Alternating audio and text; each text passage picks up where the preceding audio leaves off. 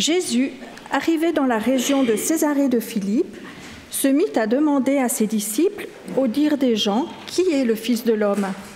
Ils dirent, pour les uns, Jean le baptiseur, pour d'autres, Élie, pour d'autres encore, Jérémie ou l'un des prophètes.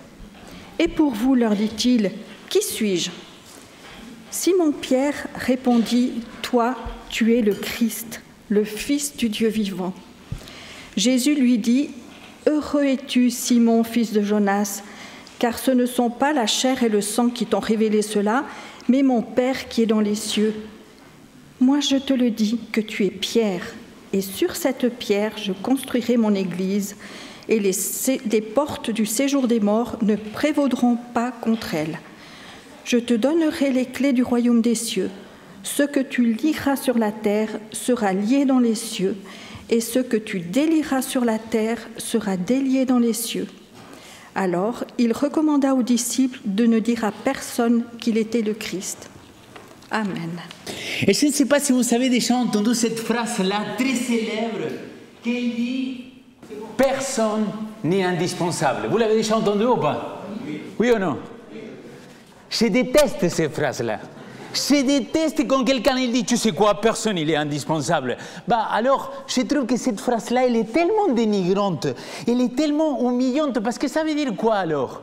Ça veut dire que celui qui est en face de moi, quand je suis en train de lui dire, tu sais quoi, tu n'es pas indispensable. Ça veut dire que son travail, ce qu'il apporte dans ma vie, dans la communauté, dans l'église, dans la société, c'est facilement remplaçable pour quelqu'un d'autre. Avant que vous me jetiez des pierres et que vous vouliez me lapider, permettez-moi de m'expliquer pourquoi je crois de tout mon cœur que cette phrase-là, elle est un peu dénigrante. Je comprends bien que quand les gens ils essayent de dire personne il est indispensable, ils sont en train de dire que si tu ne fais pas la tâche pour laquelle tu étais mandaté, quelqu'un d'autre il pourrait venir le faire à ta place. Vous êtes d'accord avec moi? Par contre, il y a quelque chose dans l'équation qui n'est pas juste. Et c'est quelque chose, c'est que chacun de nous, on est unique. Il n'y a pas deux Léo sur Terre, heureusement. Hein? Et Dieu nous a créés d'une manière dans laquelle chaque individu, on est différent. Chacun de nous, on apporte quelque chose dans ce monde, que le monde ne serait pas le même si toi et moi, on n'existerait pas. On est fils de Dieu, fille de Dieu. Et donc, en tant que fils et fille de Dieu, fils et fille de Dieu, permettez-moi d'exprimer tout simplement que, hé l'ami, je ne suis pas d'accord avec cette phrase-là, personne il est indispensable. Parce que la place que toi, tu occupes dans le royaume des cieux, personne va la remplacer. Le jour que Christ il viendra, ce n'est pas que la place qui était réservée pour quelqu'un, il sera donné à quelqu'un d'autre. Ça ne fonctionne pas comme ça avec Dieu. Parce que chacun de nous, on est unique. Et peut-être tu te dis, mais Léo, pourquoi tu nous parles de cela pendant cette série Faire Église? Même si je n'ai pas 20 ans ou 30 ans de ministère, j'ai déjà rencontré plusieurs personnes, hommes et femmes, frères et sœurs, qui m'ont dit, de toute façon, pasteur, si je ne viens pas à l'église, en quoi l'église ça changera? Si je suis là ou je ne suis pas là, c'est la même chose. Ce n'est pas moi qui vais changer le cours de la communauté. Et finalement, ils finissent par dire, tu sais, pasteur, si je ne viens pas, personne n'est indispensable, quelqu'un d'autre le fera à ma place. Quel mensonge! Quel mensonge, l'ami! Ça, c'est quelque chose que l'ennemi, il a introduit dans ce monde. Pour dire, tu sais quoi, peu importe si tu es là ou tu n'es pas là. Et tu sais pourquoi? Parce que personne n'est indispensable. Quel mensonge! Et vous savez pourquoi c'est un mensonge? Parce que je suis parti voir ce que ça veut dire le mot indispensable. Et parfois, pour mieux comprendre, je vais chercher les synonymes. Et le synonyme qui correspond à plus de 50%, vous savez quel est le mot? Nécessaire. le Centre national des ressources textuelles et lexicales, il dit, dans une des définitions des indispensables, absolument nécessaire. Et j'aimerais te dire quelque chose, peu importe si je te connais, si je ne te connais pas, si tu es la première fois, la deuxième fois ici, mais j'aimerais te dire quelque chose. Pour le Seigneur, tu es absolument nécessaire. Oui, amen, il y a un grand amen. Pour le Seigneur, chacun de nous, on est absolument nécessaire. Nous continuons en train de faire cette série, de faire Église. Et dans cette série, il y a 2 samedis en arrière, j'ai commencé à parler de pourquoi on fait Église. Et j'ai bien dit, et pendant la série, on a parlé, on ne dit pas pourquoi on vient, on ne vient pas à l'église, mais pourquoi on fait Église. Et il y a 2 samedis en arrière, j'ai fait un bref résumé, j'avais dit que la phrase qu'il dit « temple adventiste » là devant, même si je comprenais ce que cela voulait dire, j'avais dit que bibliquement dire que cela il est un temple, c'est une hérésie. Parce qu'aujourd'hui, selon notre Seigneur Jésus-Christ, le seul temple dans ce monde qu'il reste, c'est toi et moi. Et ensuite, on a commencé à discuter que l'être humain, il est le corps du Saint-Esprit, il est le temple du Saint-Esprit. Et mon invitation, c'était arrêtons de sacraliser, arrêtons de sanctifier les lieux. Parce que le seul truc qui doit être nettoyé, purifié et sanctifié, c'est notre vie. Et ensuite, la semaine dernière, Zoran, il nous a parlé de cette église. Il a introduit le mot « ecclésia ».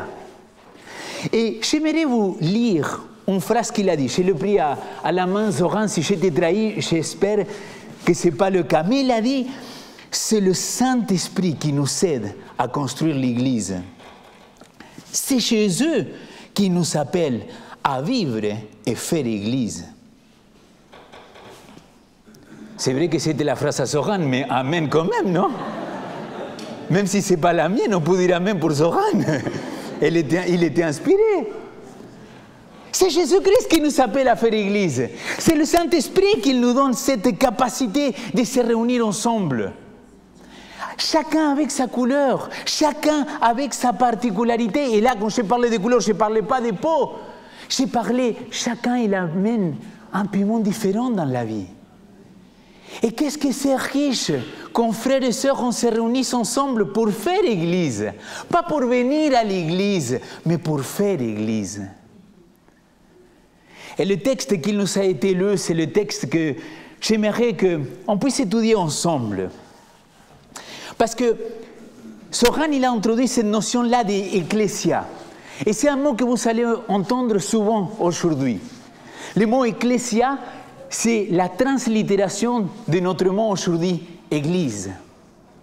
Cette translittération, elle a été prise de grec on l'a passé au latin, et de latin, il est devenu en français, église. Mais qu'est-ce qu'il veut dire, ce mot ecclésia? Permettez-moi de faire une parenthèse. Les Hébreux, chaque fois qu'ils devaient comprendre quelque chose, ils allaient voir le mot en hébreu et quelle était la première fois et dans quel contexte il était ce mot-là.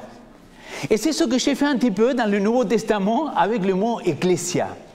Où apparaît pour la première fois le mot ecclésia? Qui dit pour la première fois ce mot-là, ecclésia? Et je ne vous surprends pas si je vous dis que c'est notre Seigneur Jésus-Christ qui va l'introduire dans le langage biblique. C'est Jésus-Christ, en tout cas Matthieu, qui va mettre dans la bouche de Jésus-Christ le mot ecclésia.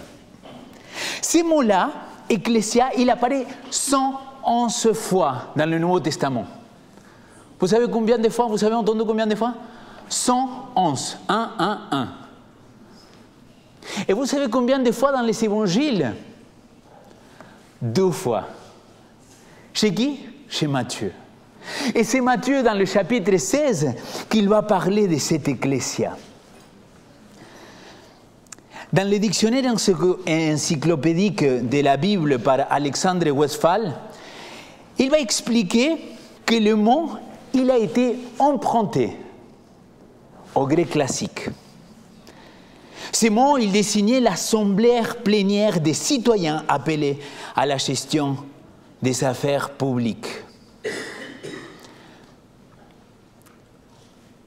Ça ne vous surprend pas que notre Seigneur Jésus-Christ, il utilise un mot païen pour parler de quelque chose de spirituel? Aujourd'hui, si j'introduis ici un chant que peut-être il n'est pas d'un hymne louange DLG et qu'en plus il n'est pas dans le recueil chrétien, et je mets ici un chant de monde, vous voudriez me dire peut-être, ah Léo, pas dans la maison de l'Éternel. Quelle maison de l'Éternel? On ne s'est pas mis d'accord il y a 2 samedis en arrière et Zoran il a confirmé que le seul temple qu'il existe c'est toi et moi. Et que quand on fait église ensemble, quand on se réunit là où il y a 2 ou 3 qui l'invoquent son nom, c'est là qu'on commence à faire église. Mais à Jésus-Christ, ça n'est pas posé question d'aller emprunter un mot qu'il était utilisé pour dire l'ecclésia. Ce n'est pas un lieu. L'ecclésia, c'est un lieu? Non. L'ecclésia, c'était l'assemblée des frères et des sœurs, qu'ils se rencontraient pour débattre quelque chose, pour en discuter, pour échanger. Et c'est dans ces contextes-là que notre Seigneur Jésus-Christ il va l'utiliser. D'ailleurs, la Septante, vous vous rappelez quand il y a cet épisode au Mont Sinaï, qu'ils sont tous en bas, l'Assemblée des dieux. Il va utiliser la Septante, le texte de l'Ancien Testament en grec, il va utiliser exactement le même mot, ecclésia.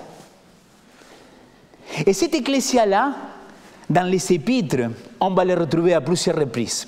On va retrouver ecclésia de Dieu, ecclésia du Seigneur, ecclésia en Christ. Tous des termes qu'ils représentent que l'Église, c'est une assemblée. L'Église, c'est quand toi et moi, on se met ensemble pour invoquer Dieu.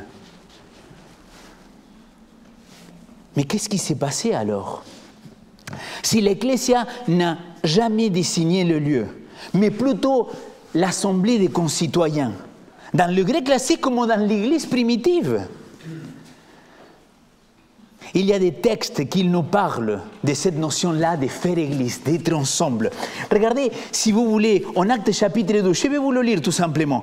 Il louait Dieu et avait la faveur de tout le peuple. Et le Seigneur ajoutait chaque jour à la Ecclésia ceux qui seraient sauvés.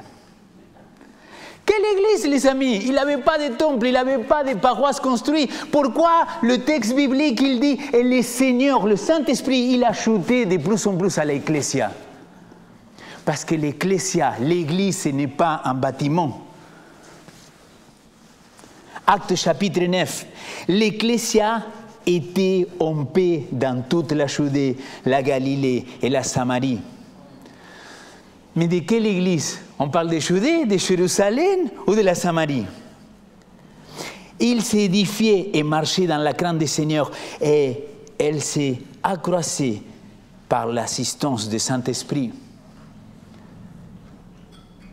Je reviens à la phrase de Zoran. C'est le Saint-Esprit qui nous fait faire Église. C'est le Seigneur Jésus-Christ qui t'appelle à faire Église. Mon ami, tu ne veux pas faire Église ici parce que cette Église-là, elle ne te correspond pas par rapport à notre louange, par rapport à l'action du pasteur, même s'il est sympathique le pasteur. Mais l'autre pasteur, il n'a pas d'accent. Hein? L'autre pasteur, c'est un Genevois pur et direct. Hein?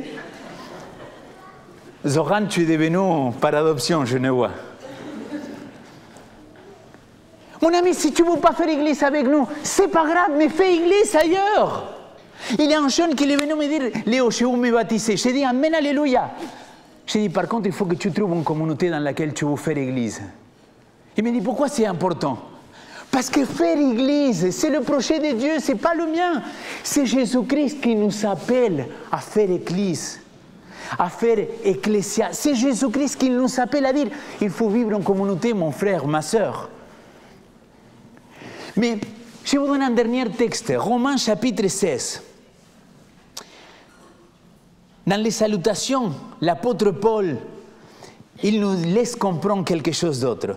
D'ailleurs, il va dire, je vous recommande Phobé, notre sœur, qui est ministre de l'église de Sancrète, ou Sancrès, je ne sais pas comment on prononce. Parenthèse pour les femmes. Mesdames, tous mes honneurs, sans vous, l'église ne pourra pas être ce qu'elle est aujourd'hui. Chacune de vous, femmes, vous portez quelque chose de précieux dans l'Assemblée de Dieu. Faire église avec vous, avec nos différences, avec nous, quelle bénédiction! Vous imaginez si les ecclésias, si faire église, ça serait que des femmes ou que des hommes? Ça serait super ennuyant. Tu arriverais dans un comité d'église, on n'est que des mecs, et ça serait, ok, je te donne toutes les solutions possibles, 1, 2, 3, 4, 5, 6. Si c'est les nanas, ah oui, chantons, oui, quel difficile, l'empathie. Mais comment on est ensemble? On fait église ensemble, hommes et femmes réunis.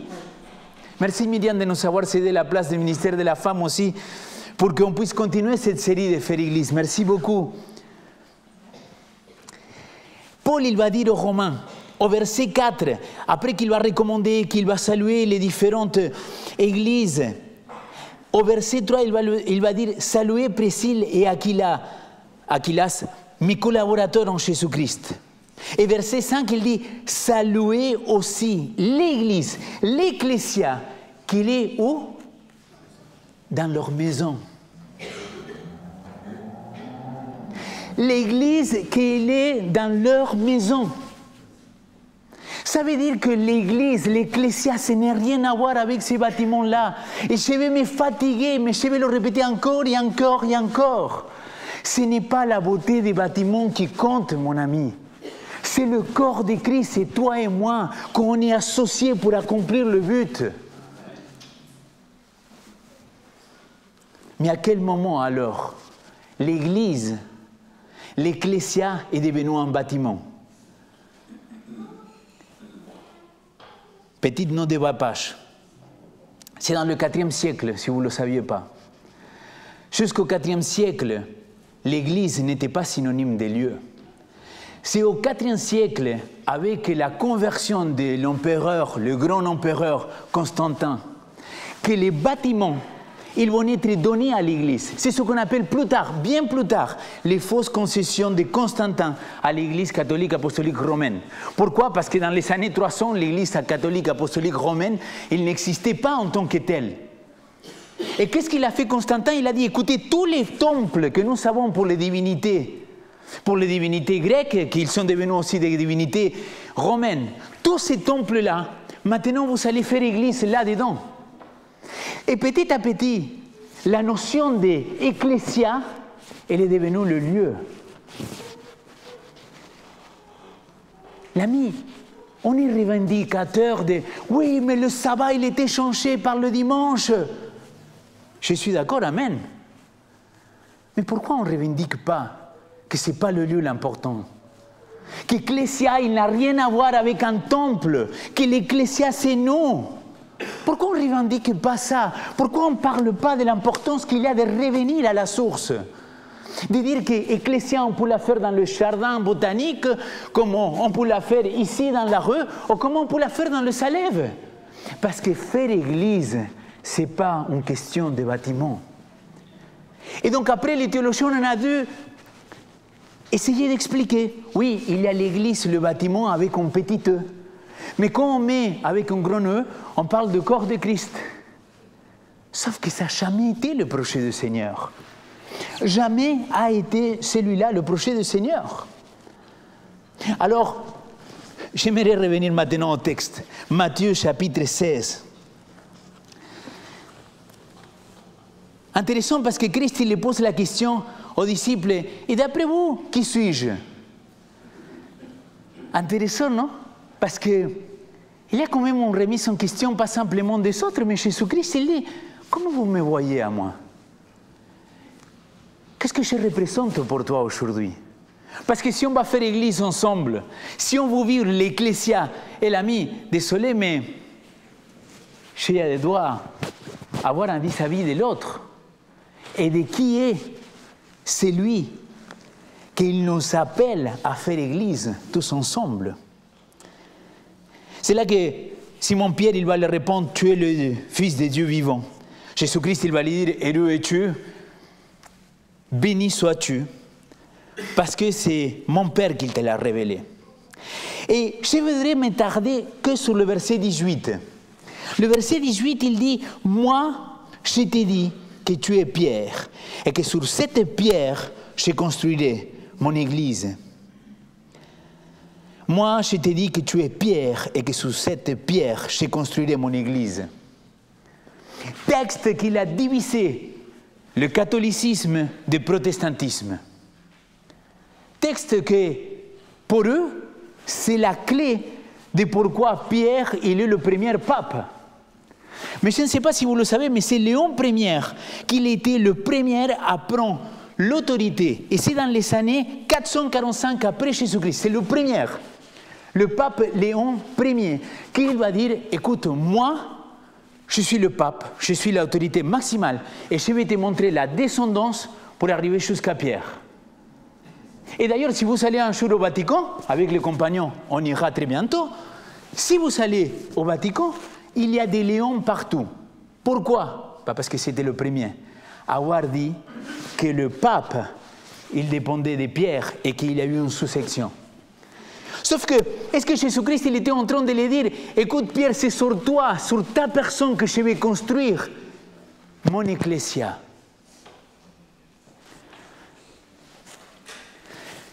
Je ne peux pas faire autrement que pour expliquer cela qu'il y a deux mots en grec, qu'ils ressemblent beaucoup. Et pour un hispanique, c'est facile. Parce que là, il dit, toi, tu es Pétros. Toi, tu es Pétros. Et c'est le nom personnel de Pierre. Et si vous ne me croyez pas, allez faire une recherche biblique et cherchez Pétros. Et vous allez voir qu'à chaque fois qu'il y a le mot Pétros dans le Nouveau Testament, ça représente la personne de Pierre. Je sais qu'aujourd'hui, je suis un peu théorique, mais c'est important pour construire. Mais il le dit, mais sur cette Pétra, j'ai construit mon église. Pétros, Pétra. En grec, Pétra, c'est Pierre. Mais c'est le roc. Et ça, c'est féminin et masculin. Alors, je ne veux pas aller beaucoup plus loin que ça, mais peut-être, et je me dis bien peut-être, il faudrait se dire, ok, mais dans le Nouveau Testament, c'est quand qu'il a utilisé ce mot Pétra? Matthieu chapitre 7, versets 24 et 25, je vous le lis rapidement. C'est pourquoi quiconque entend ces paroles que j'ai dit et les met en pratique sera semblable à un homme prudent qui bâtit sa maison sur le Pétra. Il construit sur le Pétra. Un autre texte, Romains chapitre 9, verset 33. Paul il est en train d'expliquer aux Hébreux, il dit, voici, j'ai mis en Sion une pierre d'achoppement et un rocher, Pétra, des scandales. Et celui qui croit en lui sera point confus. En Corinthiens chapitre 10, verset 4, avant-dernier texte et après je mettais. Et qu'ils sont tous vus le même breuvage spirituel, car ils buvaient à une roche, Pétra, spirituelle, qui les sauvait. Et ce Pétra est le Christ, il va dire Paul. Quel doute, mon ami, tu peux avoir aujourd'hui que quand Jésus-Christ il est en train de dire, toi tu es Pierre et moi, je suis le roc, je suis la Pétra sur laquelle l'Église, l'Ecclésia, elle va être construite. Il n'y a pas de doute. Mais si tu as encore des doutes, j'aimerais t'amener tout simplement à notre dernier texte biblique qui se trouve en Pierre. 1 Pierre chapitre 2, verset 4. 1 Pierre chapitre 2, verset 4. La parole, elle est tellement merveilleuse, mes amis. Approchez-vous de lui, Pierre, Pétra vivante.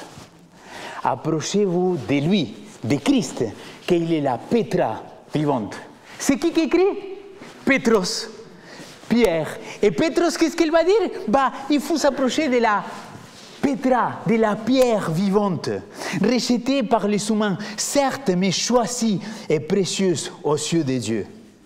Alors, s'il vous plaît, si le verset 5, que vous ne l'avez pas souligné dans votre parole, S'il vous plaît, prenez le temps de le souligner, de l'apprendre. Parce que Pierre, il va dire, vous-même, comme des pétras, comme des pierres vivantes, construisez-vous pour former une maison spirituelle, un saint sacerdoce, afin d'offrir des sacrifices spirituels agréés de Dieu par Jésus-Christ. Car voici ce qu'on a trouvé dans les Écritures. C'est lui la pierre angulaire, c'est lui la pétra angulaire. Il y a une seule personne sur laquelle nous devons faire église, et c'est la personne de Jésus-Christ. Paul l'a dit, Jésus-Christ l'a dit, mais le propre Pétros, Pierre, il va dire que la pétra, la pierre sur laquelle nous devons construire l'église, c'est Jésus-Christ. Et là, permettez-moi de conclure mon message de cette manière-là. J'ai dit, nous ne sommes pas, comme le monde il dit, pas indispensables. Moi, je pense que chacun de nous, on a une place, on a un lieu pour construire. Et Pierre, il va dire que nous sommes des pétras maintenant vivantes et que nous devons ensemble construire, que nous devons ensemble spirituellement faire église. N'est-ce pas? Alors, j'ai fait une petite croix, mais c'est tout simplement une illustration. Donc, s'il vous plaît, n'allez pas plus loin que ça. Ça, c'est le corps de Christ, n'est-ce pas? Et chacun de nous, on apporte à la construction de cette maison spirituelle. Et chacun de nous, on a notre couleur, nos accents, notre manière de voir le monde, notre manière de faire église, notre manière de vivre. Mais vous voyez, dans la construction, dans cette maison spirituelle, il y a des espaces vides. Et si aujourd'hui, j'enlève une pièce, et cette pièce-là, elle quitte, il restera un trou pour toujours, mon ami. Parce que chacun de nous, on a une place dans cette maison spirituelle. Chacun de nous, on a une place dans ce royaume spirituel.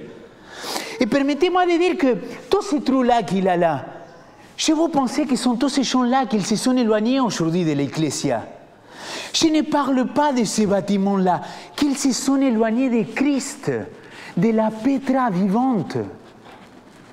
Ils se sont éloignés de lui. Et aujourd'hui, dans le royaume, il y a plein de places. Et en plus de ces gens-là, il y a des gens qu'ils ne savaient même pas qu'ils ne faisaient pas partie de ce royaume. Qu'ils sont très loin et qu'ils ont besoin d'entendre et venir et construire en tant que pierre vivante l'édifice de Christ. Donc, s'il te plaît, ne dis plus jamais à quelqu'un, tu n'es pas indispensable. Et surtout dans le domaine de l'église, ne le dis pas à quelqu'un, tu sais quoi, l'église, elle s'est débrouillée sans toi avant, et elle pourra continuer à se débrouiller sans toi. Mords-toi la langue avant de dire un truc pareil. Parce que pour le Seigneur, pour construire sa maison, chaque enfant qui est parti, il y a un trou dans son cœur. Pour chaque enfant qui ne le connaisse pas, il y a un trou dans son cœur. Et ma prière pour chacun de nous aujourd'hui, c'est qu'on puisse devenir ces pierres vivantes pour construire cette maison spirituelle et faire église tous ensemble. Amen. Que le Seigneur allume dans nos cœurs l'amour pour le salut de ceux qui font partie de notre monde. Qu'il allume en nous la créativité pour atteindre notre monde. Et qu'il allume en nous la sainteté dans le Christ par une relation quotidienne avec lui pour le représenter auprès de notre monde.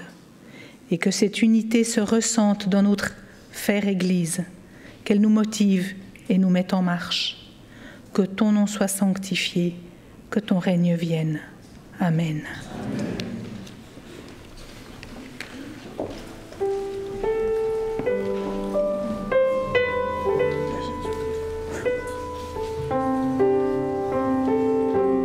Ce chant, si vous le connaissez, prenez-le vraiment avec nous. Je pense qu'il est connu. Ô Jésus, tu nous appelles à former un même corps.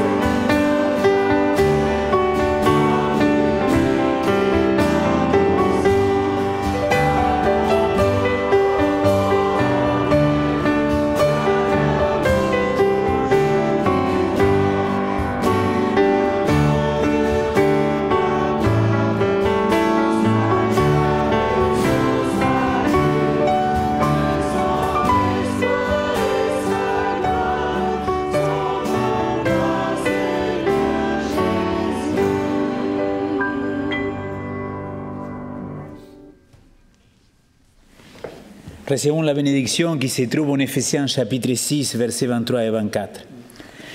Que la paix et l'amour soient accordés aux frères avec la foi de la part de Dieu, le Père et du Seigneur Jésus-Christ.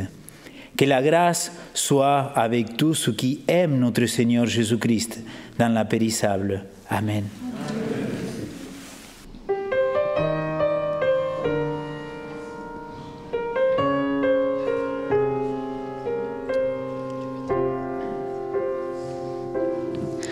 Le roi de l'univers aurait pu venir parmi nous dans sa splendeur. Il aurait pu descendre vêtu d'une lumière qui révèle sa grandeur. Il aurait pu surgir en guerrier, en conquérant sur un cheval blanc. Oh oui, mais il savait que pour payer nos péchés, il fallait un agneau.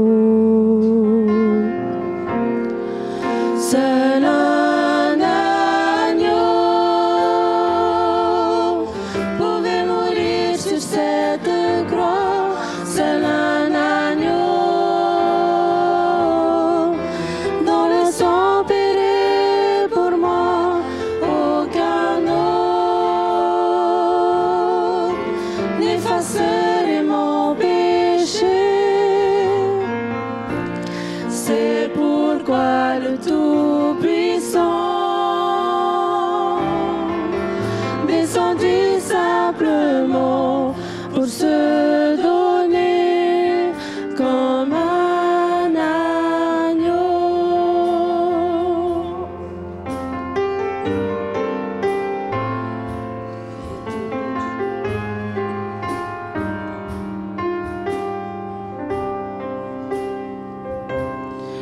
Au cours des siècles, les enfants de Dieu avaient placé leur offrande sur l'autel. Le geste était agréé des cieux, mais n'apportait pas le pardon éternel. Jusqu'à ce jour où le Tout-Puissant a décidé qu'était venu le temps. Oui, le temps d'accomplir le sacrifice infini, de nous donner l'agneau, l'agneau. Seul un agneau pouvait mourir sur cette croix. Seul un agneau, dont le sang paierait pour moi. Aucun autre n'effacerait mon péché. C'est pourquoi le Tout-Puissant descendit simplement pour se donner.